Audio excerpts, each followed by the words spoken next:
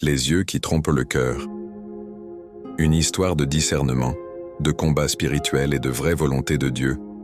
Dans la ville de Macondo, vivait un jeune homme nommé Django. Django était un chrétien fidèle de l'église évangélique La Lumière du Salut. Sérieux, respectueux, engagé dans la prière. Il disait souvent « Je ne veux pas seulement me marier, je veux la volonté parfaite de Dieu ». Son pasteur Samuel, lui répétait « Le mariage n'est pas une affaire d'émotion, c'est une affaire de révélation. Confie-toi en l'Éternel de tout ton cœur. » Proverbe 3:5. Mais un jour tout changea. Une nouvelle jeune femme arriva à l'église. Son nom était Mirella, elle était d'une beauté frappante, toujours élégante, charismatique. Quand elle entrait dans l'église, les regards se tournaient, mais celui de Django resta fixé. Au début, il pensait que ce n'était qu'une admiration. Mais dimanche après dimanche, ses yeux la cherchaient. Son cœur commença à s'attacher. Il pria. Mais au fond, il espérait surtout que Dieu confirme ce que lui désirait déjà. Un soir, il fit un rêve étrange. Il se tenait au bord d'un grand fleuve sombre. Il vit Mirella entrer dans l'eau. Et dans l'eau, son corps se transforma. Une queue brillante, des écailles, des yeux lumineux. Il se réveilla en sueur, mais il ignora le rêve. Ce n'était qu'une imagination, se dit-il. Les signes étranges. Django avait un chien fidèle nommé Rex, un chien calme, protecteur.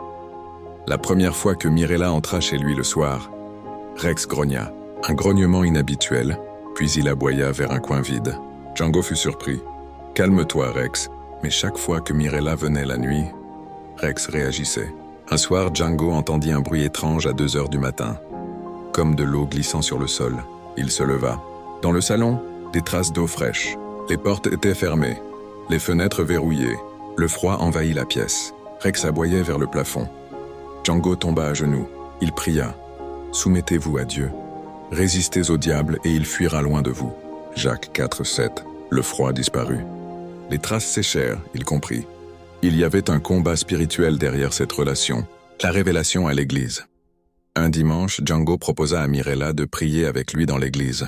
Il pria avec autorité. « Seigneur Jésus, révèle toute vérité cachée. » Quand il prononça le nom de Jésus, le regard de Mirella changea. Sa voix trembla. Elle tomba au sol. Le pasteur arriva. Ils prièrent ensemble. Finalement, Mirella pleura. Elle avoua qu'elle avait été consacrée dans des pratiques occultes liées à l'eau depuis son enfance. Mais elle disait aussi « Je suis venue à l'église parce que je voulais être libre. Si le Fils vous a franchi, vous serez réellement libre. » Jean 8:36. Elle renonça à son passé. Elle demanda pardon. Mais Django comprit une chose importante. La délivrance est le début d'un chemin, pas forcément le signe d'un mariage. La décision difficile. Django prit un temps de jeûne et de prière. Il chercha Dieu sincèrement. Et dans la paix profonde de la prière, il comprit. Mirella avait besoin de guérison et de restauration. Mais elle n'était pas la femme que Dieu lui avait révélée autrefois. Il se rappela le rêve ancien. Une femme simple, un cœur pur, une paix profonde. Ce n'était pas Mirella. Il prit une décision difficile. Avec douceur, il mit fin à la relation. Pas avec colère, pas avec jugement, mais avec obéissance. L'homme regarde à l'apparence, mais l'Éternel regarde au cœur. 1 Samuel 16:7. Rex ne grogna plus jamais. La paix remplit la maison. La vraie volonté. Quelques mois plus tard, une nouvelle jeune femme arriva à l'église.